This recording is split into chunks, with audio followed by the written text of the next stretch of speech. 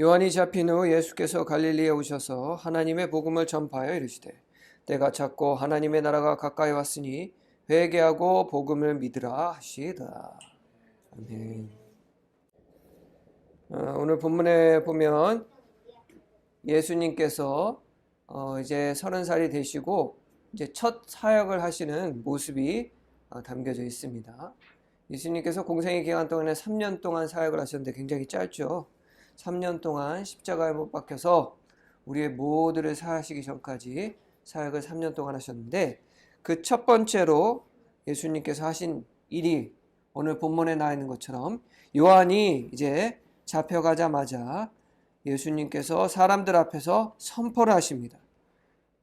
하나님께서 처음으로 이스라엘 백성들에게 두 가지를 말씀하시고 지키라 명하시는데 바로 무엇이냐? 바로 회개하고 복음을 믿으라 입니다. 예수님께서 복음을 전하는데 제일 먼저 해야 될 게 무엇이냐? 예수님께서 우리에게 제일 먼저 하신 것이 무엇이냐? 바로 회개입니다. 무슨 얘기냐? 이 회개가 바로 하나님의 나라에 들어가기 위한 입구와 같다는 것이죠.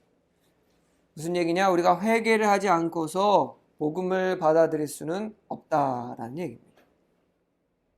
예수님의 사역 중에서 가장 중요한 부분이기도 하고 예수님께서는 세례 요한이 그랬던 것처럼 어디를 가시든지 간에 먼저 하나님의 나라를 전파하시는 것을 예수님의 가장 핵심 사역으로 예수님은 두셨는데 항상 하나님의 나라를 말씀하시기 전에 백성들에게 회개하라 라고 말씀하셨습니다. 무슨 얘기냐? 우리가 참된 그리스도인으로서 회개는 해도 되고 안 해도 되는 그런 선택적인 것이 아니라 참된 그리스도인으로서 우리는 먼저 회개를 해야 된다는 겁니다. 자, 그러면 회개가 뭔가요? 죄 지었을 때 하는 거. 회개라는 거는 이제 기독교 용어죠. 우리 기독교가 먼저 쓴 언어이기도 하고 사실 세상 사람들은 회개라는 단어에 대해서 정확히 모릅니다. 그래서 잘 사용하지도 않고 어떤 의미를 가지고 있는지도 정확히 모르고 참된 의미가 뭔지 잘 모릅니다.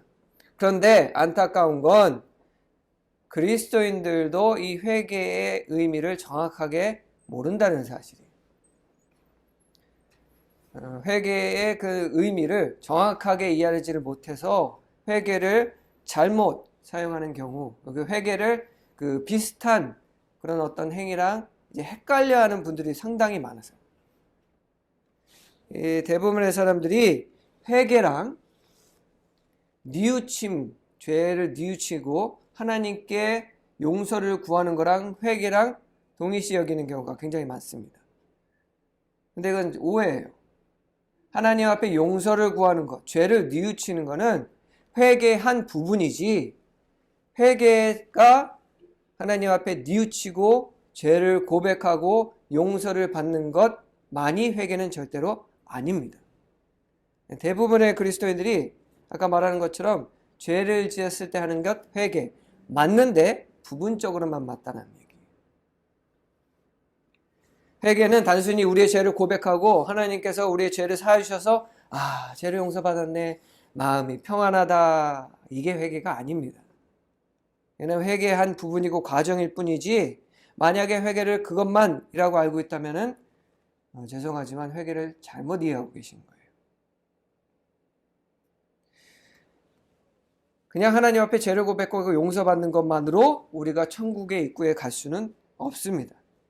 사실 대부분의 그리스도인들이 회개가 뭐냐라고 질문하면 방금 제가 말씀드린 것처럼 죄를 깨닫고 고백하고 용서받는 것, 그러니까 하나님 앞에 죄를 고백하는 것, 이게 회개다라고 대답하는 분들이 굉장히 많아요. 사실 주변에 이렇게 회개에 대해서 물어봐서 많이 놀랐습니다. 사람들이 회개에 대해서 부분적으로만 알고 있구나. 이게 문제예요. 왜냐? 오늘 예수님께서 천국을 말씀하시기 전에 가장 먼저 회개를 하라셨는데 만약 그리스도인들이 회개를 이렇게 부분적으로만 이해하고 있다고 한다면 우리 그리스도인도 천국의 문 앞에 도달하기가 어려울 수도 있다는 얘기입니다.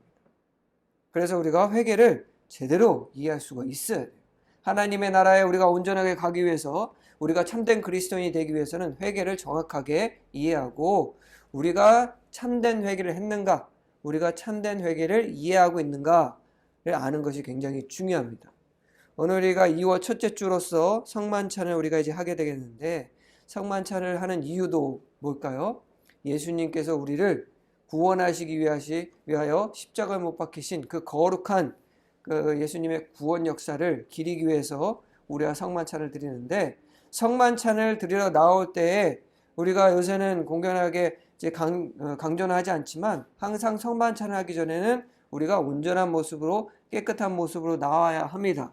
그래서 우리는 성만찬을 세례받은 이, 즉 회개하고 거듭난 이들만 성만찬에 참여할 수 있도록 권고를 하고 있는데, 요새는 우리가 그런 것을 많이 강조하지는 않죠. 그러나 우리가 이 회개의 진정한 의미를 알고서 우리가 성만찬에 참여해야 되기 때문에, 오늘은 이 말씀을 통해서 회개가 과연 무엇인가에 대해서 다시금 되짚어보는 시간을 갖도록 하겠습니다. 헬라어, 이제 회개를 뜻하는 헬라어가 있는데 바로 메타노이아입니다. 메타노이아. 이 메타노이아의 뜻은 한 사람의 생각을 완전히 바꾸다라는 뜻입니다. 생각 완전히 전환하다. 180도 나의 생각과 행동을 변화한다. 이게 바로 메타노이아입니다. 무슨 얘기냐? 마치 유턴을 하듯이 가던 길에서 멈춰서서 더 이상 그 길을 가지 않고 그 길을 돌아서서 다른 길로 가는 것, 그것이 바로 메타노이아, 회개입니다. 우리나라 말도 또 회개의 개는 고치다 라는 뜻은 그 고칠 개, 회개이죠. 무슨 얘기냐? 우리의 생각과 행위를 고치다, 바꾼다라는 뜻입니다. 그렇다고 한다면 회개는 무엇이냐? 회개는 어떤 한 사람이 하나님의 도우심으로, 중요한 핵심은 여기입니다.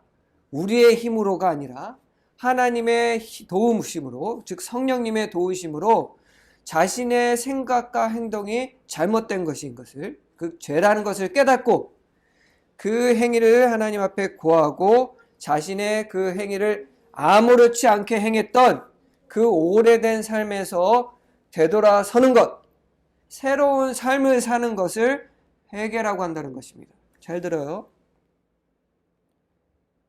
그냥 죄를 고백하는 것이 아니라 하나님의 도우심으로 그 잘못된 것을 깨닫고 고백하고 용서를 받고 그 삶을 더 이상 나아가지 않는 것, 새로운 삶을 살아가는 것, 그것이 바로 회개라는 겁니다. 아까도 말씀드렸듯이 죄를 고백하고 용서하는 것은 한 분이라는 거죠. 그렇기 때문에 회개에는 4가지 과정이 있습니다. 4가지 중요한 과정이 있는데, 첫 번째는 뭐냐? 성령님의 도우심으로. 아까도 말씀드렸지만 핵심은 내가 깨닫는 것이 아닙니다. 성령님의 도우심으로 내가 행하고 있었던 일들, 아무렇지도 않게 어떤 느낌도 없이 행했던 일들이 죄라는 것을 깨닫고 잘못됐다는 것을 깨닫고 깊은 슬픔을 느끼는 것. 아, 내가 지금까지 이 일을 아무렇지도 않게 행하고 살았구나 라고 그것을 깨닫고 깊은 슬픔을 느끼고 고통을 느끼면서 그것을 깨닫게 되는 것이 첫 번째 회개의 과정입니다. 그 다음에 이 첫 번째 과정이면 바로 따라오는 것이 있죠. 그것이 뭐냐? 이 죄를 깨달음으로 인하여 깊은 고통과 슬픔을 느끼면서 무엇을 하게 되냐? 바로 하나님께 죄를 고하게 되는 거예요. 내가 지금까지는 몰랐는데 알고 보니까 내가 하고 있던 일들이 죄였구나.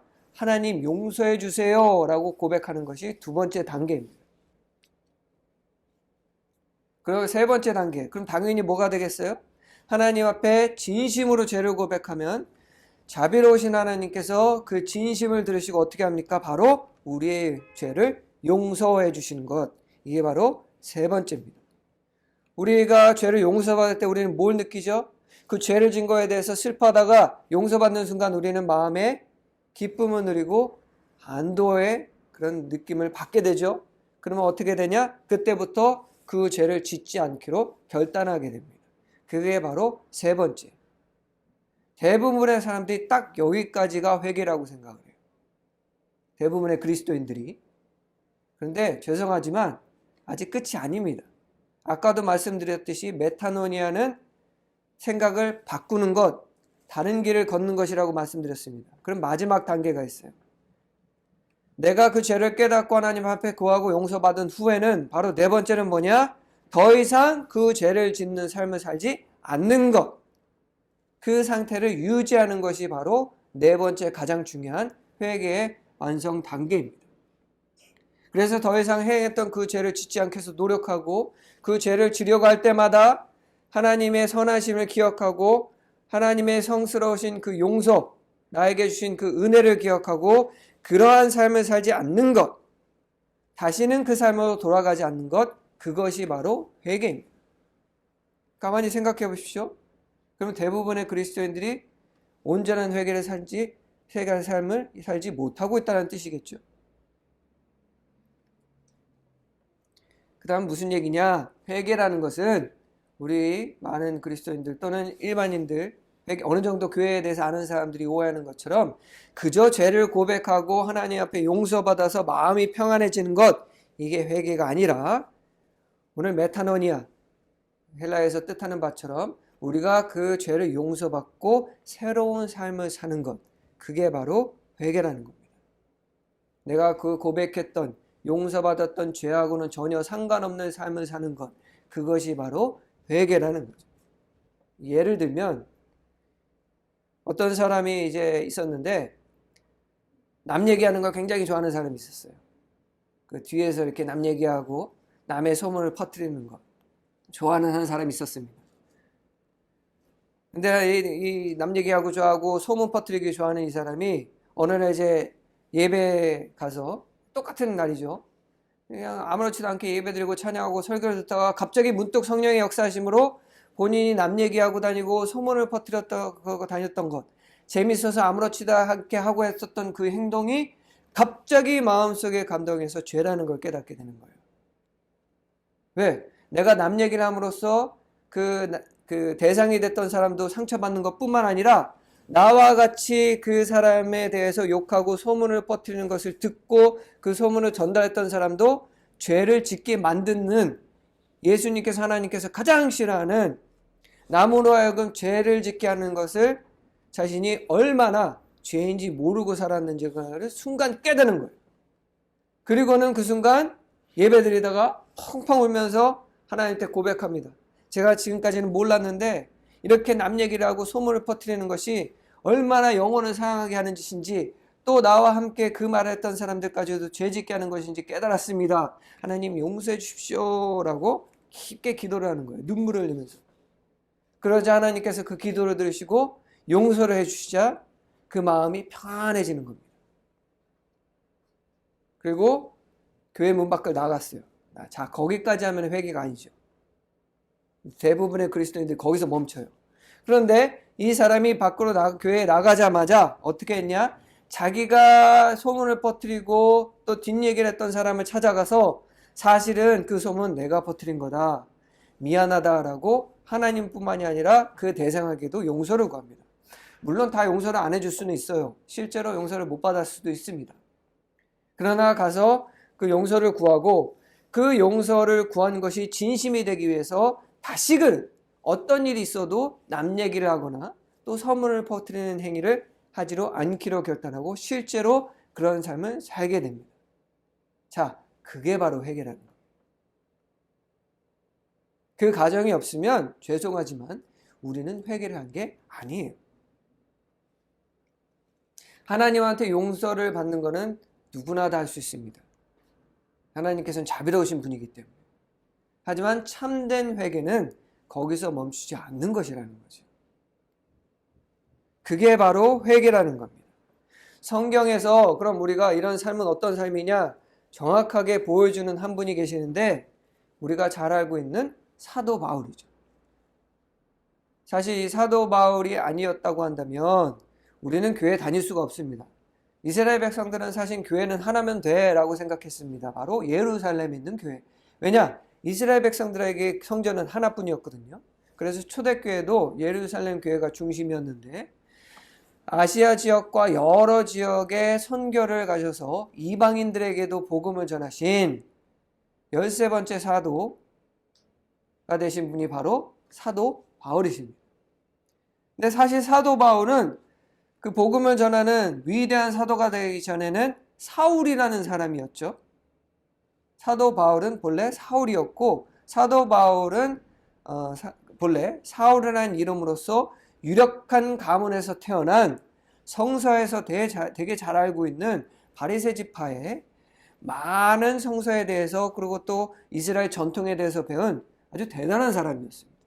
그리고 또 어떤 사람이었느냐? 그런 사람이었기 때문에 기독교를 배척하는 사람이었어요. 그리스도인들을 잡아서 교회에다 넘기고, 그리스도인들이 감옥에 가고 그리스도인들이 순교하게 만드는 사람 중에 한 명이었습니다. 사실 사도 바울은 스데반 집사가 돌에 맞아 순교하실 때 그곳에 서서 사람들에게 겉옷을 받아주는 사람이에요. 겉옷을 받아준다는 것은 뭘 의미하냐? 사람들이 모여서 그냥 사람을 돌로 쳐 죽이면 그건 그냥 살인에 불과합니다. 그건 살인이에요. 하지만 누군가가 증인이 되어서 돌을 던지는 사람의 겉옷을 받아줄 때에 그 돌을 던지는 행위는 뭐가 되냐? 합법적인 처형이 됩니다.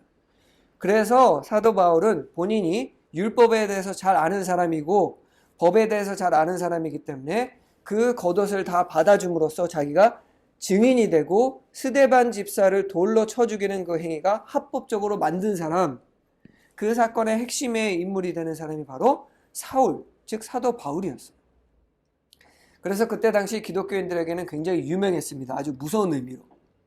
사울이 나타나면 다 도망갈 정도로 그리스도인, 초대교회 그리스도인들에게는 무서운 사람이 바로 사울이었어요. 사도 바울이었습니다.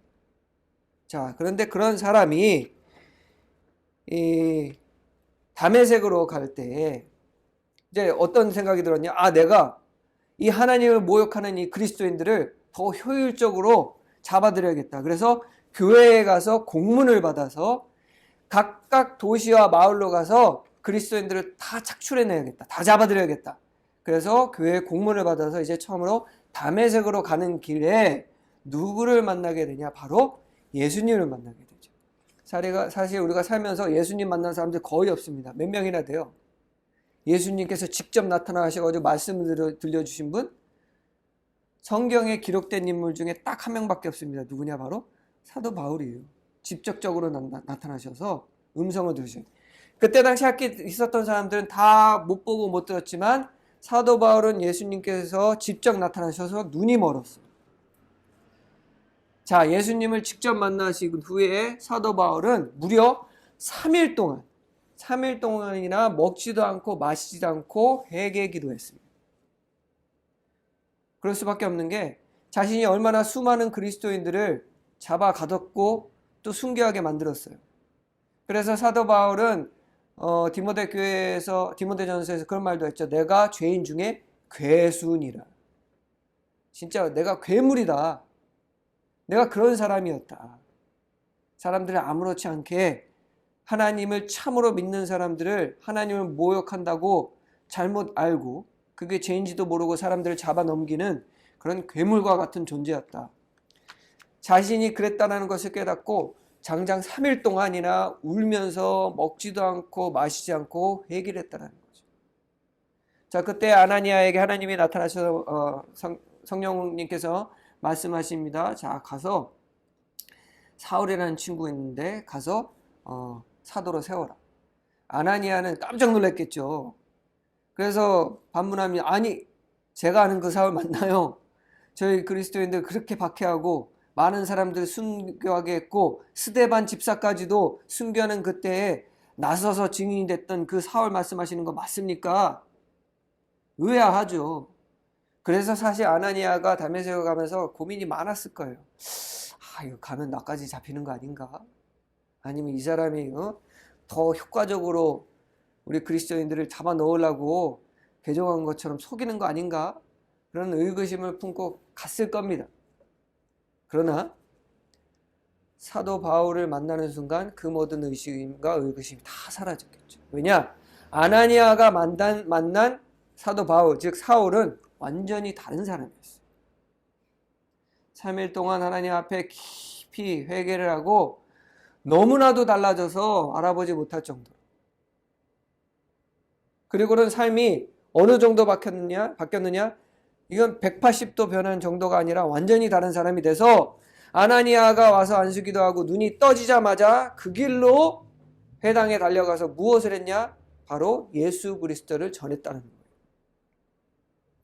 예수 그리스도를 믿는 사람들을 잡아 죽이던 사울이 모든 사람들 앞에서 어제까지 불과 며칠 전만 해도 공문까지 들고 가가지고 그리스도인들을 잡아 넣으려고 했던 그 입을 가지고 예수님의 말씀을 전파하더라는 거죠. 사람들이 얼마나 깜짝 놀랐겠습니까? 아니 저 사울이? 무슨 일이야? 안 믿는 사람들도 놀랐을 것이고 그리고 믿는 사람들은 더더욱 놀랐을 겁니다. 자, 그게 바로 회개의 모습입니다. 참된 회개는 엄청난 능력을 가지고 있습니다. 그렇게 바뀔 수 없을 것만 같았던 사람이 바뀌는 그 모습을 보고 많은 사람들이 감동을 하게 되고 또 실제로 사도 바울이 변한 그 모습 때문에 동료 많은 바리새인들과 예수 그리스도를 구세주로 인정하지 않았던 사도 바울과 똑같은 생각을 하고 있던 사람들이 저 사울이 변하다니 라는 그 모습을 보고 감명받고 예수님을 믿게 되는 계기가 됐기도 했고 그런 사도 바울이었기 때문에 많은 사람들에게 복음을 전할 수 있는 놀라운 능력을 행할 수 있었다는 겁니다. 100%, 180도 변화는 누구의 능력으로? 하나님의 능력으로. 자, 이것이 바로 회개한 사람의 모습입니다. 그것이 바로 참된 회개라는 겁니다. 우리는 요새 회개라는 말을 너무 잘 써요. 아무렇지도 않게. 사소한 일에 나 회개했어. 죄송하지만 하나님 앞에 나와서 아이고 제가요 어제 아이고 보면 안 되는 거를 봤어요. 하나님 죄송합니다. 용서해 주세요. 아이고 나 이제 용서받았네. 이게 회개가 아닙니다. 예배 드릴 때 와가지고 하나님 제가 지난주에 이런 일을 했는데 아이고 제가 안 한다고 지난주에 회개했는데 또 했어요. 하나님 정말 죄송합니다. 회개합니다. 이게 회개가 아니라는 거예요. 그리고 가서 똑같은 짓 하고 또 그 다음 주에 와가지고 하나님 아이고 내가 지난주에 진짜로 회개했는데 제가 또 했네요. 하나님 죄송합니다. 용서해 주세요. 이건 회개가 아니라는 거예요. 만약에 그런 기도를 하고 있다면 그건 애초에 회개를 안 한 겁니다. 회개를 잘못 알고 있는 거예요. 회개한 과정을 하고 또 하고 그 두 번째 과정, 세 번째도 못 갔어요. 두 번째 과정을 가고 또 하고 또 하면서 회개했다라고 스스로 잘못 알고 거짓말을 하고 있는 거예요. 하나님께서 보면 얼마나 답답하게 야, 너 아직 회개 안 했어. 목회자로서 목회를 하다 보면 이런 질문을 참 많이 들어요. 저의 회개를 하나님께서 받으셨는지 언제 알 수가 있나요? 참 많이 들지만 회개를 내가 했는데 그 회개를 하나님께서 받아주셨는지 어떻게 알죠? 비슷한 질문하는 분들이 굉장히 많아요. 근데 이런 질문을 들을 때마다 안 받아주셨어 라고 말하고 싶은데 목회자가 또 그러면 얼마나 상처받겠어요. 여러분들 마음속에 제가 회개를 했는데 하나님께서 받아주셨나요? 라고 묻는다는 것 자체가 회개를 안 한 거예요. 죄송하지만 아까도 말씀드렸듯이 메타노니아 회개한 사람이 자신의 회개를 하나님께서 받아주시는지 안 받으시는지 더 잘 알 수밖에 없습니다. 왜냐? 회개는 하나님의 은혜로 하나님의 능력으로 내가 죄를 깨닫고 그러한 삶을 다시 살지 않는 것, 내가 변화된 것이라고 한다면 변화된 사람이 더 잘 알겠죠. 그런데 그 회개가 의심이 된다는 얘기는 무엇이냐? 내가 그 회개한 그 죄로부터 내가 떠나서 새로운 삶을 살고 있지 않다라는 겁니다. 그러니까 확신이 없죠. 그러니까 물어보는 거예요. 내가 회개를 했는데 하나님이 받아주셨을까? 이거는 질문을 바꿔야 돼요. 내가 하나님 앞에 용서를 구했는데 그 용서를 하나님께서 받아주셨나? 라고 물어야죠. 사실 그 질문도 웃긴 거예요. 왜냐면 하나님께서 그 용서를 받아주셨으면 누구보다도 누가 제일 먼저 하냐? 내가 할 수밖에 없습니다. 이런 질문할 때마다 야, 너 회개도 안 했어 이렇게 얘기하고 싶은데 그렇게 얘기할 수는 없기 때문에 그런 질문할 때마다 회개가 어떤 의미인지 저는 얘기를 해줍니다. 회개란요, 내가 삶이 완전히 바뀌는 겁니다. 그러면 알겠죠. 아, 그럼 내가 회개를 안 한 거네.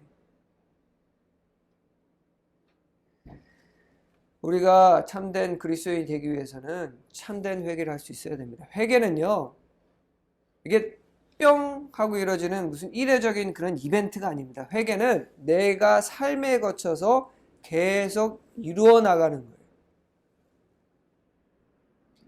끊임없이 노력하는 겁니다. 내가 그 죄를 깨닫고 하나님 앞에 고하고 180도 돌아서 새로운 삶을 살 때에 내가 다시금 그 자리로 돌아가지 않도록 노력해 나가는 것이 바로 회개입니다. 천국 가는 그날까지 우리가 회개의 삶을 살다 보면 우리의 가는 길이 좁아질 수밖에 없어요. 어렵습니다. 왜냐? 내가 죄를 깨달을 때마다 그것에서 떠나서 다시금 그 죄를 삶을 살지 않기 위해서 결단해야 되기 때문에 세상은 우리가 얼마나 죄 많은 죄 가운데 살아갑니까? 세상 사람들처럼 살면 쉽죠? 그러면 우리가 회개를 할 때마다 우리가 할 수 있는 일들이 많이 줄어들게 되죠. 악한 말을 해서도 안 되고 상처를 줬어도 안 되고 내가 회개한 것에 대하여 더 이상 그 삶을 살지 않기 위해서 노력하다 보면 우리가 갈 수 있는 길은 점점점 좁아가겠죠. 그러나 예수님께서 우리에게 말씀하시지 않았습니까? 구원의 길은 좁은 길. 우리가 좁은 길을 가기 때문에 많은 사람들이 우리들을 우러러보는 겁니다. 이야, 저렇게 어려운 길을, 저 좁은 길을 진짜로 가는구나. 야, 전에는 참 이상하게 살던 저 사람이 완전히 바뀌어서 상상도 못한 삶을 살아가는구나. 그런 것을 보여줄 수 있는 것이 바로 회개이고 그런 삶을 살아가는 것이 바로 우리 그리스도인입니다. 그래서 교회가 얼마나 많은 비판과 비난을 받습니까? 우리가 회개를 오해해서 그래요. 잘못 알아서 그렇습니다. 반쪽짜리 회개만 하고 내가 회개를 했다 자기 자신을 스스로 속이는 그런 그리스도인의 삶을 살다 보니 어느 순간에 많은 사람들이 교회 우리 그리스도인들을 욕하고 그리스도인을 비난하는 그런 상황에 우리가 빠지게 됐다는 거죠. 왜 그런 얘기 있잖아요. 저도 그런 말 실제로 봐서도 제 마음이 더 아팠는데 그런 얘기가 있죠. 예배 드릴 때는 막 눈물 콧물 흘리고 다 그냥 뭐 성스러운 모습으로 예배 드리다가 교회 밖에만 나가면 사람이 돌변해가지고 막 싸운다. 그런 얘기가 있지 않습니까? 근데 제가 전도사하면서 실제로 그런 걸 본 적이 있거든요. 제가 전도사 사역을 하다 보면 주로 이제 방송실에 있는데 방송실에 있으면 카메라를 조정하잖아요. 그럼 전 심심하면 교회들 얼굴을 다 비춰봐요. 누가 졸고 있나, 누가 잘 듣고 있나. 그러면은 막 표정들은 막 홀리해요. 막 아멘 아멘 크게 하고 막. 특히나 이제 부흥회 할 때는 더 이제 보여요. 이제 평소에 어떤 사람인지 아니까 막 카메라 보면 막 눈물까지 흘려가면서 막 기도하고 막 두 손 들어 막 찬송 드리고 한 권사님이 계셨는데 이게 유튜브에 뭐 본인은 알겠죠. 하여튼 확 그렇게 기도하다가 이제 예배가 다 끝나면 부흥회니까 밖에 차가 많잖아요. 그리고 교회 주차장이 넓지가 않으니까 주차장에서 싸우고 있는 거예요. 차 빨리 안 나간다고 누가 그 앞에다가 더블 파킹 해놨는데 안 뺀다고 소리 고래고래 질려가면서 입에 담기도 힘든 말을 하고 앉아있는 거예요. 가만히 보니까 그 권사님이에요. 예배 드릴 때 막 두 손 들고 막 눈물 콧물 흘려가면서 아멘 이러고 회개가 아니라는 거예요. 우리가 그런 모습을 보일 때 하나님께서 얼마나 마음이 아프시겠습니까? 또 얼마나 많은 사람들이 우리의 모습을 보고 저게 그리스도인인가? 라는 의문을 품겠습니까? 오늘 예수님께서는 분명히 말씀하십니다. 회개하라. 그리고 하나님의 말씀, 하나님의 나라를 믿으라. 복음을 믿으라 라고 말씀하셨습니다. 오늘 이 시간 참된 회개가 무엇인지 깨닫고 회개의 삶을 살아가는 참된 그리스도인 되셔서 이 어려운 시대에 더욱더 많은 사람들에게 사도 바울이 그랬던 것처럼 많은 사람들에게 감동을 주고 또 많은 사람들에게 하나님의 능력 안에서 삶을 살아가는 그 삶은 무엇인지를 보여줄 수 있는 우리 나눔교회 교인들이 되시기를 주님의 이름으로 축원합니다.